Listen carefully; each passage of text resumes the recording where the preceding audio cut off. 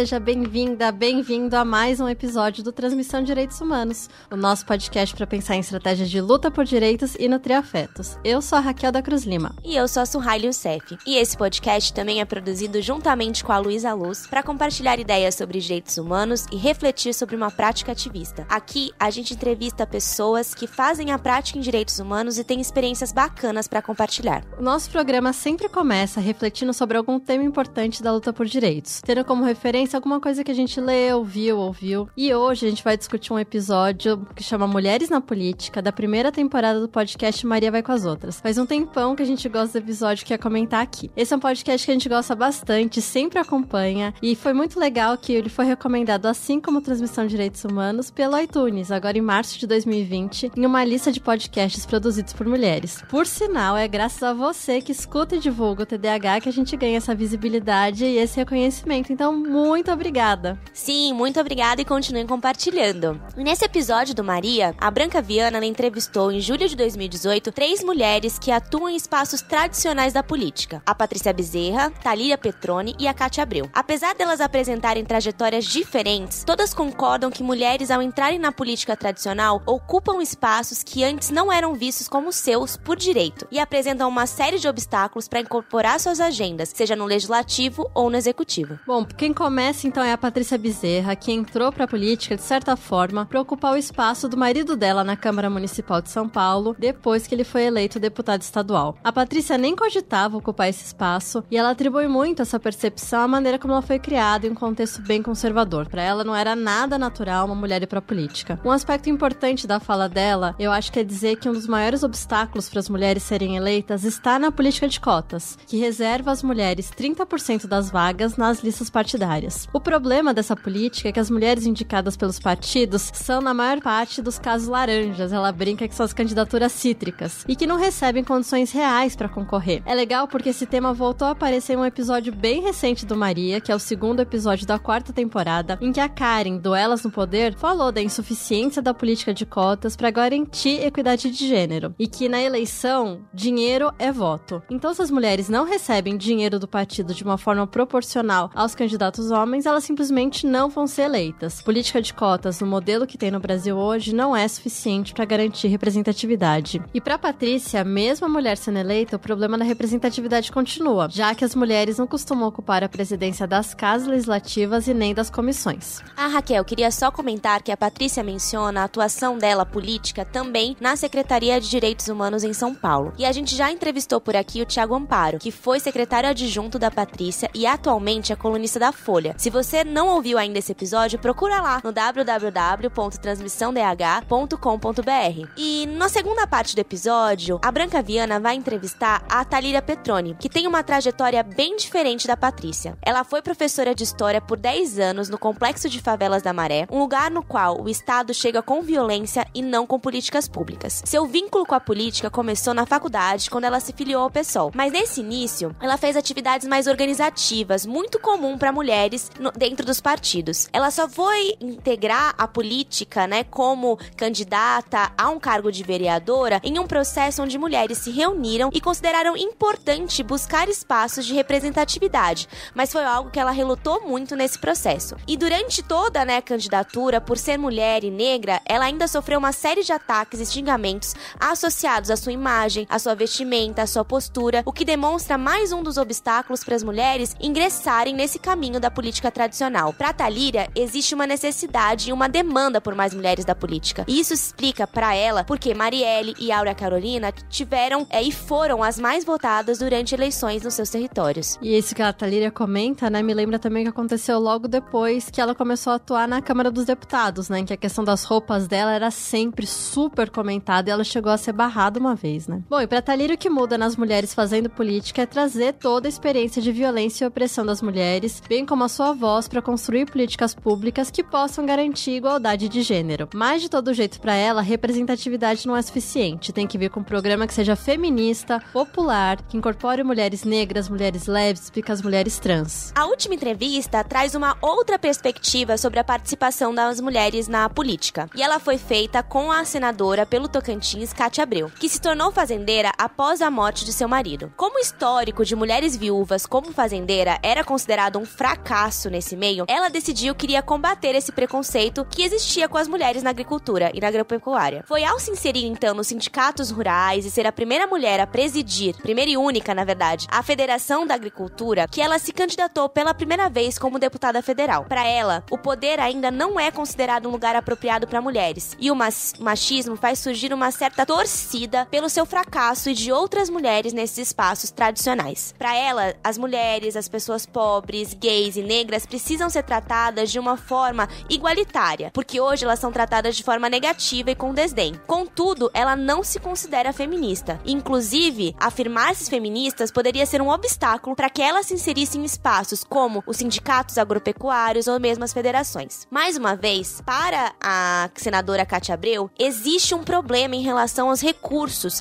que possibilitem eleger mulheres. Ela disse como a ausência de recursos nas candidaturas de mulheres implica numa menor mobilização e capacidade de comunicação que são necessárias dentro de uma eleição. É o que a Thalira fala, né? Falta ter dinheiro pra carro, pra imprimir santinho, dinheiro pra tudo isso, das atividades mais básicas, né? E agora, com as eleições de 2020 se aproximando, retomar esse episódio, esse debate é super importante, até pra gente discutir diferentes posições sobre representatividade, que é um grande tema em direitos humanos. Eu acho que com esse gancho ele tá perfeito pra gente começar nossa entrevista. Vamos lá? Vamos lá!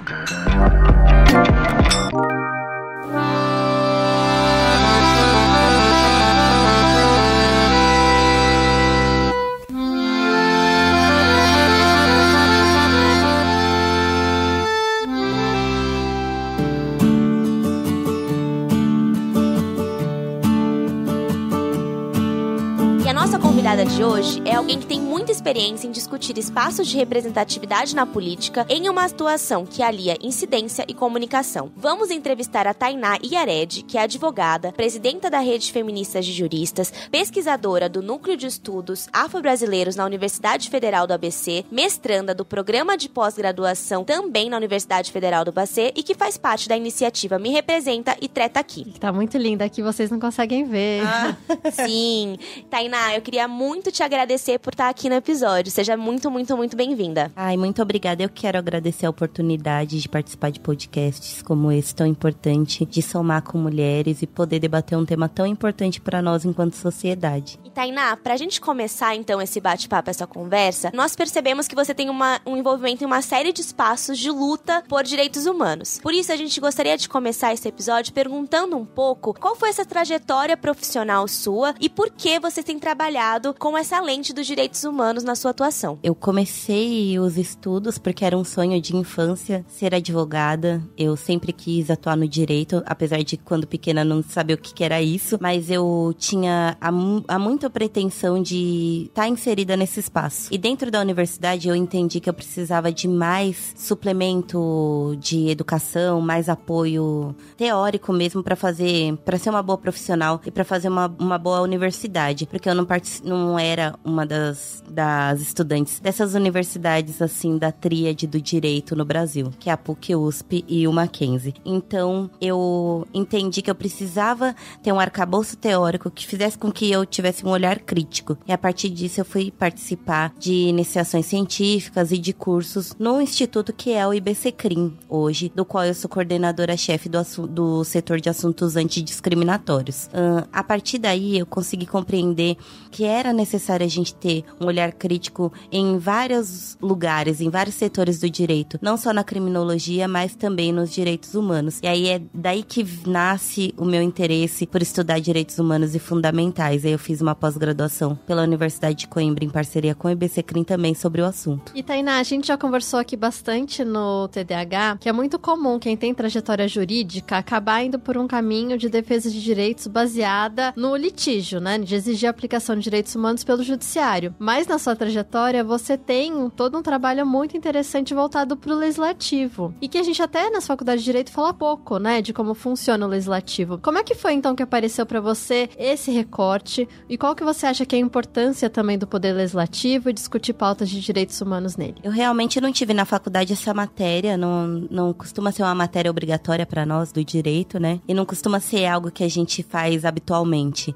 Daí que eu compreendi que a gente pode fazer tudo em parceria. E a minha entrada no cenário legístico, que é como nós chamamos dentro do direito, ela tem mais uma perspectiva feminista do que propriamente dentro do direito, porque foi com as minhas colegas, com as minhas amigas, companheiras, aí como as pessoas costumam chamar, que eu consegui entender a necessidade da gente incidir nesse espaço. Foi dentro da Defende que eu conheci o Me Representa, que era uma iniciativa nova, mas de colegas que também fazem parte da rede feminista de juristas, que estava aí tentando pautar o interesse da população por conhecer o perfil dos seus candidatos. E eu super me interessei, que era um trabalho novo, um trabalho colorido, um trabalho coletivo, um trabalho participativo. E daí veio toda a minha gana em estar junto, em somar com os outros coletivos que fazem parte do Me Representa, para fazer parte dessa história. E como que surgiu, então, o Me Representa? Explica um pouco pra quem tá escutando a gente como é que funciona o trabalho do Me Representa. O Me Representa é um coletivo de coletivos. Ele é uma organização que eu gosto muito. Eu tenho muito, muito orgulho de participar,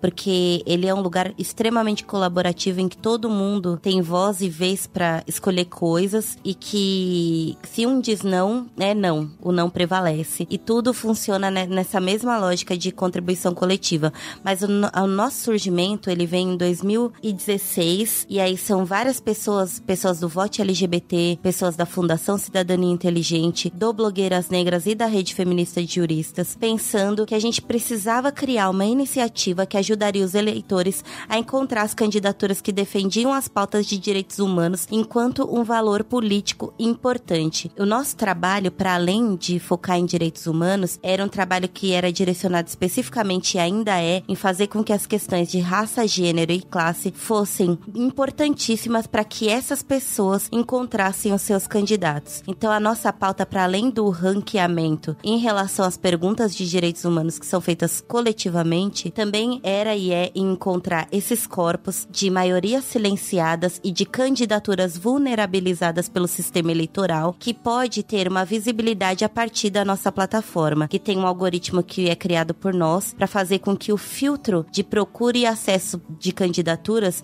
tenha um viés relacionado a encontrar primeiro mulheres, pessoas LGBTQIA+, negros e indígenas. E aí nós também temos dentro do portfólio de cada candidato, em 2018, porque eu acredito que agora o jogo mudou, né? As regras do jogo eleitoral estão diferentes e novas. A gente teria em 2018 a explicação do que significa coligações e o ranqueamento dessas coligações, justamente para que o eleitor compreendesse não só a necessidade de conhecer o seu candidato, mas a importância de conhecer a que tipo de organizações ele estaria afiliado. Para além disso, nós também levamos em consideração a proteção dos dados, tanto dos voluntários, quanto dos eleitores, quanto dos próprios candidatos que se colocam cadastrados aí dentro da plataforma. Tainá, acho que a gente quer ouvir mais sobre como funciona o Me Representa, mas acho que uma primeira pergunta que vem, agora que você explicou um pouco, é dar um passo atrás, porque vocês meio que partem do pressuposto que existe esse interesse de ter eleitores que querem votar em pessoas que têm pautas de direitos humanos. E nesse episódio do Maria Vai com as Outras que a gente comentou, um debate que tem entre as entrevistadas é a própria pergunta se as pessoas querem votar em mulheres, né? Pensando então nesse recorte de representar pessoas, né, de grupos que são, enfim, pouco representados na política. E eu acho que mais do que nunca, muita gente que a gente tem contato aqui pelo podcast mostra que os direitos humanos estão num momento especial de serem mal vistos. A gente viveu há pouco o episódio do Drauzio Varela no Fantástico, né, em que após ter sido divulgado qual foi o crime cometido por uma pessoa trans que ele exibiu em uma reportagem, teve uma reação super violenta. Então a pergunta é, né, vocês têm um diagnóstico de que existem pessoas querendo apoiar direitos humanos? Vocês enfrentam barreiras por serem um grupo que parte desse pressuposto, né, que defende então que a política deve ser ocupada por pessoas aliadas, né, alinhadas a uma agenda de direitos humanos? E por fim, se vocês fazem algum trabalho, algum esforço de comunicação para mostrar a importância desse recorte no contexto eleitoral. Num primeiro momento, acho que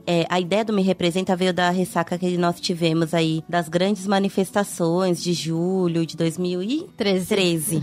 Momentos ruins, momentos tristes, mas momentos muito bons e produtivos para a cena de direitos humanos, porque a gente enxerga, né, enquanto população, a grande cisão do que significa o bolsonarismo e o petismo. Mas, na verdade, a gente também pode pode enxergar da perspectiva de que as pessoas passam a pensar sobre política, mesmo que seja pelo viés da extrema-direita, mesmo que seja pela perspectiva aí do conservadorismo. O que eu vejo dessa guinada das manifestações é muita gente interessada e muita gente procurando notícias sobre, e muita gente pensando sobre política e muita gente discutindo e querendo falar sobre isso. Como a nossa democracia é uma democracia tenra, uma jovem democracia, eu costumo dizer para os meus colegas que a gente está na adolescência da democracia. E isso demanda muita gente precisando de informação. Acontece que, do que eu vejo da plataforma e do que eu vejo dos grupos se movimentando e das conversas das pessoas, eu acredito que há sim um interesse na pauta política, mas o interesse relacionado a direitos humanos não é um interesse na discussão rasa, mas é um interesse de conhecimento do que significa direitos humanos, do que é essa coisa aí, o que é bandido bom, é bandido morto, ou você leva caso, o que é essa coisa? É muito mais do que, eu gosto ou não de direitos humanos. O que é isso? Nossa, direitos políticos são direitos humanos? Que coisa! Direitos ambientais são direitos humanos? Então, se a gente tiver uma empresa que está jogando terra numa nascente, esse é um problema nosso? Enquanto sociedade, as pessoas precisam ter acesso a essa informação. E não são todas, mas existem ainda algumas pessoas que não têm esse acesso. Porque a gente está na lógica do neocapitalismo, do neoliberalismo, que faz com que o nosso tempo seja todo relegado à busca pelo dinheiro, à busca pela sobrevivência para pessoas que não têm recurso. Então a gente acaba tendo uma lacuna na formação de direitos humanos. E pensando nisso é que o Me Representa existe. Parece que a gente não tem interesse social, né? O que significa direitos humanos, mas quando a gente vai olhar o nosso número de acesso, a gente tem mais de 3 milhões de acessos de usuários na plataforma do Me Representa, o que é um número relativamente considerável. A gente observar o cenário de pessoas que têm acesso à internet, que utilizam, e o micromundo de pessoas que se dizem abertamente afeitas à pauta de direitos humanos. Então a gente acaba notando que existe sim um nicho de pessoas, uma parcela da sociedade que entra na página, ao menos para compreender o que significa a pauta de direitos humanos. E é engraçado que quando a gente construía as nossas pautas em 2016, a gente não levava em consideração que as pessoas não tinham todo esse conhecimento. E aí nós recebemos reclamações de candidatos falando assim, poxa, olha, eu quero muito fazer parte da sua plataforma e de todos os partidos de todos os lugares. A gente tem da extrema direita à extrema esquerda candidatos dentro da plataforma. A gente convida todo mundo a se inscrever na plataforma e a responder as perguntas de direitos humanos, porque o nosso interesse base é visibilizar essas candidaturas que são vulnerabilizadas, mas principalmente fazer com que o jogo político seja transparente dentro da perspectiva de reconhecimento e de abertura do que significam essas pautas. E aí o que a gente passou a fazer? A fazer a pergunta, a dar um briefing do que significa aquela pauta e deixar materiais para que os candidatos possam acessar, porque nem essas pessoas que estão dentro do jogo político que podem ser elegíveis conhecem normalmente a pauta do que significa direitos humanos. Eu acredito que vem daí alguma explicação de a gente ter público ou não. Nossa, é maravilhoso, né? E acho que isso ainda dá uma ênfase de como o processo também é rico, né? Não é só o resultado de quem é eleito ou não, né? Mas só de levantar esse debate, vocês já fomentam que as pessoas possam entender direitos humanos, possam fazer a pergunta. É sensacional.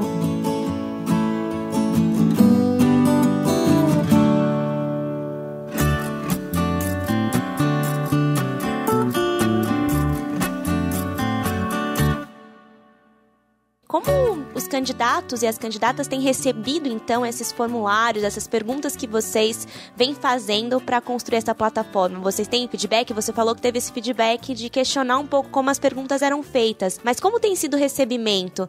Muitos candidatos e candidatas têm respondido, têm participado da plataforma? Como tem funcionado isso? A gente tem um feedback legal, mas não só das candidaturas, porque para chegar nas candidaturas, nós temos um trabalho de comunicação interessante que é chamar pessoas para que se elas se voluntariem, inclusive se voluntariem, se vocês puderem, por favor. A gente adora ter mais gente junto conosco para que a sociedade inteira possa participar da possibilidade de mudar o cenário político aí brasileiro. Então a gente tem os voluntários que chegam para nos auxiliar a convidar as candidaturas a se inserir na plataforma. Porque o nosso trabalho ele gira em torno de as candidaturas se inscreverem. A gente pega os dados do TSE de todas as candidaturas do Brasil, insere na plataforma e pede para que o candidato venha até a plataforma e ele se inscreva. E ele só só fica na plataforma se ele responder todas as perguntas de direitos humanos que estão ali. Senão ele não consegue ficar. E aí nós tivemos, em 2018, 861 candidaturas inscritas, sendo que 395 delas eram negras, 320 eram mulheres, 153 eram mulheres negras, 129 eram da população LGBTQIA+,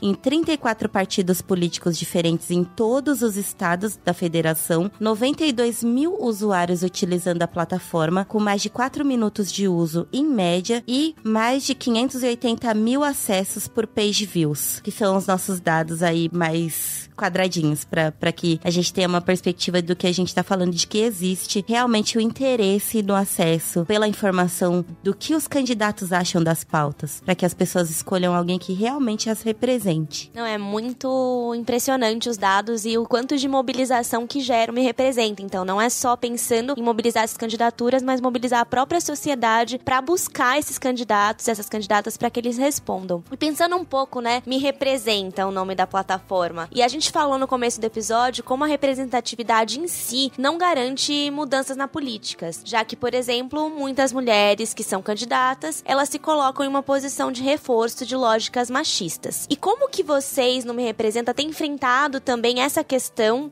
ao formular as perguntas, ao ter essa plataforma? Para a formulação das nossas perguntas, nós também temos acesso a pessoas que se voluntariam para nos auxiliar, mas são coletivos, então nós temos várias organizações parceiras, como o Engajamundo, que tem uma pauta de clima, Rede de Justiça Criminal, Instituto Brasileiro de Ciências Criminais, e vários outros parceiros que vão formulando periodicamente algumas questões que se relacionam com a pauta deles dentro do cenário de direitos humanos. E aí a gente tem uma chance de escolher as pautas para o momento, o que está mais importante, o que está mais quente na comunicação do Brasil, na mídia em si, e também para que a gente possa fazer com que esse candidato responda, porque querendo ou não, independente da postura eleitoral dele, do bloco dele de participação, do partido, ele vai ter que enfrentar essas perguntas de direitos humanos para que ele possa permanecer na plataforma. A vantagem é que a nossa plataforma se coloca a ranquear as respostas. Então, de acordo com a paleta de questões que você escolher, que são caixinhas coloridas e tudo mais, você vai ter respostas que são próximas ao que você entende que é importante para o seu candidato responder. O que ele deva ter, o que é que esse cara, que essa pessoa, que essa mulher precisa ter respondido para que ela mereça o seu voto, para que ela realmente represente no Congresso Nacional, ou na vereança, ou o que for. Então, o nosso critério gira em torno desse algoritmo, que transforma as respostas ou a modulação delas em um ranqueamento para que você possa ver lá em cima um candidato que mais te representa e observar os mais embaixo, que não te representam tanto assim. Tainá, queria te perguntar também, olhando então para as possibilidades de que tenham, né, outras pessoas, outras vozes dentro desse cenário político, o que para você muda então quando a gente passa a eleger mulheres, a eleger pessoas negras, a eleger pessoas indígenas que estejam comprometidas com a causa dos direitos humanos no Congresso? Eu acho que o ponto é se estão comprometidas a cumprir com uma agenda que tem relação com direitos humanos nos espaços que elas ocupam. Porque hoje nós temos muitas mulheres, nós temos pessoas negras, nós temos pessoas indígenas, e não são todas essas pessoas que incorporam a pauta feminista, interseccional, a pauta antirracista, a luta de classes e outras lutas que são importantes aí para os direitos humanos em si, inclusive pessoas que levam em consideração o uso e a afirmação da Constituição Federal e do Estado Democrático de Direito para exercer os seus mandatos. Então eu acredito que não basta ser mulher, não basta ser uma pessoa negra, não basta ser LGBTQIA+, precisa ser antirracista. É importante, necessário e indispensável ser feminista. É consideravelmente relevante ser anticapitalista, porque senão a gente não tem a aproximação dessas pessoas na pauta de direitos humanos. E aí o que a gente acaba tendo aí como um cenário ruim da inclusão de pessoas que poderiam nos representar e que externamente nos representam, fisicamente nos representam, mas psicologicamente, filosoficamente não levam em consideração a luta pró-direitos humanos, é o aumento do discurso de ódio dentro das casas legislativas e a corroboração e a afirmação do racismo estrutural, estruturante, do capitalismo sexualismo violento e selvagem e da misoginia num grau absurdo e perigoso fisicamente para nós. E aí a gente enxergou também uma lacuna disso. Em 2018, nós criamos uma outra iniciativa para trabalhar essas violências políticas que ainda não são muito ditas no Brasil. Conta então um pouco pra gente, Tainá. Em 2018, a gente entendeu que era necessário trabalhar o discurso de ódio nas eleições, que estava acontecendo muito, principalmente pelo que aconteceu com a Marielle, e também porque a gente entendia que as candidaturas, mesmo estando no cargo, sendo vereadoras, sendo deputadas, sendo senadoras, estavam sofrendo o discurso de ódio, estavam sofrendo violência política dentro dos seus espaços de trabalho, dentro dos seus espaços mandatários. E a gente criou o tretaaqui.org, que é uma plataforma também digital que recebe as denúncias relacionadas ao discurso de ódio, tanto de candidaturas falando que não deve, tanto de pessoas ou virtualmente falando coisas horríveis para candidaturas. A gente teve essa ideia porque não me representa, para além das pessoas que se cadastraram na plataforma, nós também tivemos solicitações de candidaturas, principalmente femininas, pedindo para que os dados delas fossem retirados da plataforma, porque elas estavam sofrendo uma violência virtual muito grande. Algumas candidaturas sofreram ameaças físicas, com fotos da família, da casa, e coisas muito horríveis, e ameaças muito ruins em relação ao corpo e à vida delas. Então, para isso, a gente criou o Treta Aqui, para que ele fosse um âmbito de recebimento desse tipo de denúncia contra o discurso de ódio. Ah, que legal, Tainá. Eu acho que uma pergunta que é interessante para quem tá ouvindo, né, ouvir de você, a resposta é um pouco entender quais são, então, pautas que trazem, então, a agenda feminista, antirracista, anticapitalista para as eleições agora. Se você tivesse que apontar, assim, tal tema, até para as pessoas, elas fazerem esse exercício de entender o que as representa, que temas que você colocaria? Eu vou falar das eleições passadas em 2018, porque a nossa pauta, ela é construída coletivamente, junto com as organizações que são as nossas amigas, nossas parceiras. A gente não se coloca muito de construir sem contar com a contribuição delas. Mas com certeza, pautas que vão permanecer com a gente raça, população LGBTQIA+, gênero, povos tradicionais, meio ambiente. Afinal, é de suma importância, principalmente pelo que está acontecendo no Pico do Jaraguá, pela violência ambiental e pela violência contra o povo indígena que está acontecendo. É de extrema importância que a gente continue levando em consideração a proteção dos direitos humanos dessas pessoas que são os donos da terra, realmente. Nós também tivemos trabalho, saúde e educação, que eu acredito que vai ser uma pauta, já que o nosso governo atual não leva tanto em consideração as obrigações esculpidas na Constituição Federal do artigo 6º em promover assistência social para a população brasileira, migrantes, drogas, talvez segurança pública, direitos humanos e corrupção também seja uma pauta, e outras pautas que devem ser levadas em consideração de acordo com a sugestão dos nossos parceiros. Pra gente encerrar um pouco, né, essa conversa que a gente teve aqui sobre o Me Representa, o que vocês esperam então para as eleições de 2020 que o Me Representa possa impactar? Bom, eu acredito que nós, como coletivo, esperamos que mais candidaturas negras estejam cadastradas conosco,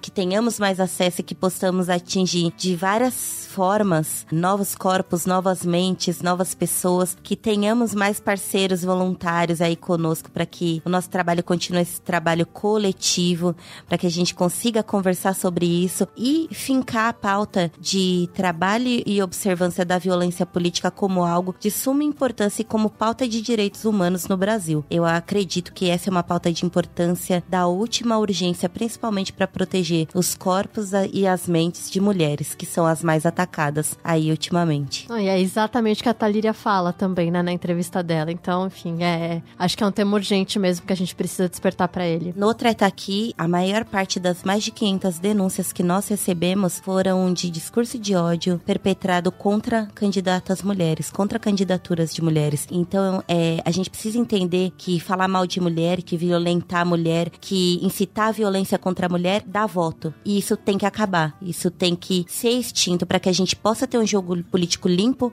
aberto, que seja possível que mais de nós ocupem esse espaço de tanta importância que são as casas legislativas. Eu acho que isso ainda lembra o quanto as mulheres que estão na política falam que resistiram a isso, né? E tem essa primeira leitura de porque as mulheres não se veem nesse espaço.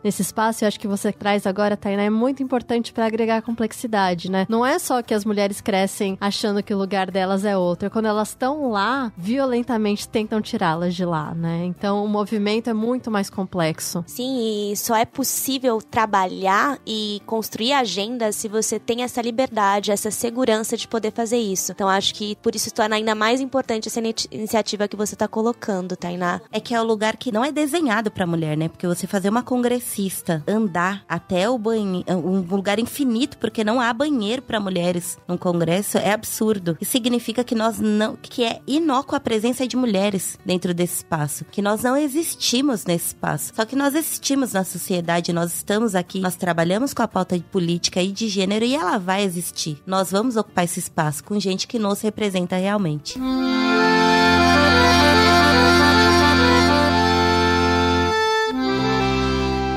Tainá, agora a gente vai para um bloco que é muito repetido aqui no Transmissão Direitos Humanos, nosso ouvinte já conhece. E a gente sabe que o trabalhar com direitos humanos, muitas vezes ele é desacreditado, é difícil porque as vitórias são pequenas, elas vêm no cotidiano. Então a gente queria te perguntar o que você faz para continuar na esperança dessa luta. Eu tenho vários empregos. Na verdade. Me identifico loucamente, me representa. Tá? Isso, vários empregos, quase nenhum remunerado.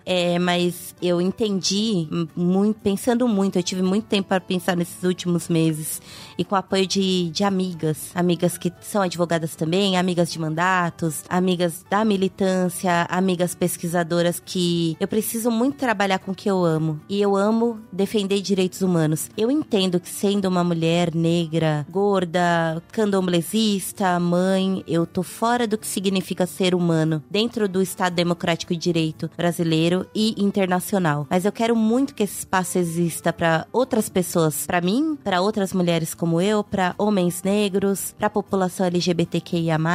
E eu acredito muito que é isso que me deixa feliz. Ser alguém útil dentro de algo que eu acredito que possa existir. Ser alguém que promove direitos humanos. Pra gente como eu, ser alguém que estudou para isso e que devolve para a sociedade uma parte do que eu estudei, para que nós tenhamos uma projeção e uma construção aí do que significa ser humano mais inclusiva, para que mulheres possam andar na rua depois das 9h30 e que não tenha o problema de pegar um ônibus, descer num ponto e caminhar até em casa, para que a gente consiga ir para uma festa, curtir o carnaval sem ter nenhum tipo de problema, para que nós possamos olhar para um cargo como Senado e entender que é possível, e que é possível fazer o jogo limpo, e que façam em contrapartida para nós também o jogo limpo, sem ouvir absurdos como você é tão feia que você não merece sofrer uma violência sexual ou qualquer outra coisa do gênero. Eu acredito que é isso que me faz viver, que torna possível a minha existência. É abrir os olhos e lembrar que todos os dias eu tenho a possibilidade de ser uma das pessoas que pode mudar o mundo. E nesse mundo, então, que é de uma estrutura branca, machista, heteronormativa, que tenta acabar com a existência, então, de outras pessoas, como fazer pra se cuidar, Tainá? Como você, suas companheiras, quais são as estratégias, né? Ainda mais quando a gente tá falando desses marcos são grandes, né? Em que Marielle foi morta, então esse discurso de ódio não é só discurso, são práticas de extermínio. É o que fazer, qual é a sua estratégia de autocuidado, de cuidado coletivo? Eu não sou a pessoa que mais se cuida no mundo, mas eu tenho amigas que me lembram que eu preciso me cuidar. Eu acho que isso também faz muita diferença, porque você sair de casa pra fazer um trabalho que você gosta e você saber que você não conhece a pessoa, mas você ter a certeza que vai encontrar gente legal, esse é um ponto de cuidado importante.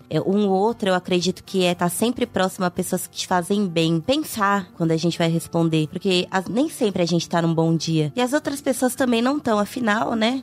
Nosso governo atual, ele não nos deixa feliz. E aí tem as outras coisas da vida. Tem ir no mercado, fazer feira, tem reunião de pais, tem tudo. Tem que bater a roupa na máquina e dar conta de ir no médico algum dia da sua vida. E tudo isso parece acúmulos, mas a gente tem que lembrar que o cuidado não é acúmulo. Ele é uma parte importante da nossa vida, faz com que a gente continue viva. E cuidar das nossas, né? Dos nossos. Lembrar do cuidado com o outro também é lembrar de cuidar de si. Então vamos pro nosso encerramento e pro momento Faça a Sua Transmissão? Vamos lá, Su.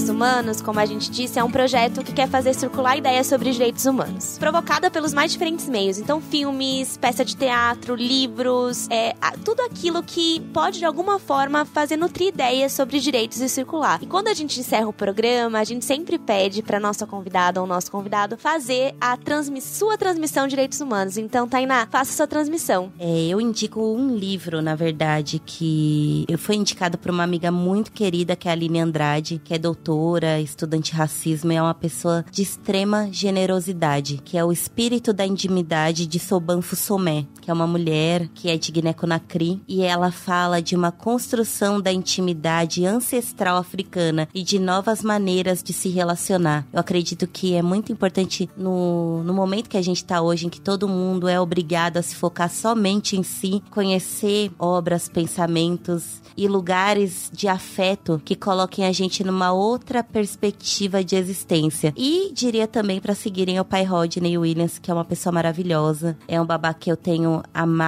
o máximo respeito e muito carinho. É uma pessoa que escreve com a alma, uma pessoa que escreve com o coração e fala com a alma, e que é sempre muito carinhoso, muito generoso, muito disponível, muito próximo, mesmo que distante. Eu acho que vale a pena também observar as obras dele. Nossa, obrigada, Tainá, por essas indicações super alinhadas ao que a gente pensa, que a gente quer ouvir, quer aprender também. Enfim, foi maravilhoso. Muito obrigada por participar aqui com a gente hoje. Eu que agradeço. E obrigada a você que acompanhou o episódio até agora. Por favor, a gente sempre pede, mas se você tiver algum comentário, manda pra gente. A gente gosta muito de receber comentário, feedback. Inclusive, quando acontece na rua, a gente também adora quando alguém encontra e comenta. Sim, até no carnaval eu recebi um comentário pra gente continuar fazendo transmissão de direitos humanos, e isso que permite a gente ter força pra estar aqui, sempre gravando novos episódios com trajetórias e histórias lindas de luta pra vocês. Muito obrigada, então, e até o próximo episódio. Acompanhe a gente nas redes sociais pra gente ir conversando até o próximo episódio sair. A gente tá no Twitter, no @transmissãodh, e a gente também tá no Facebook e no Instagram como tdh.ideias. Até a próxima, um beijo. Até a próxima, pessoal. Um abraço, um beijo. Tchau. Tchau.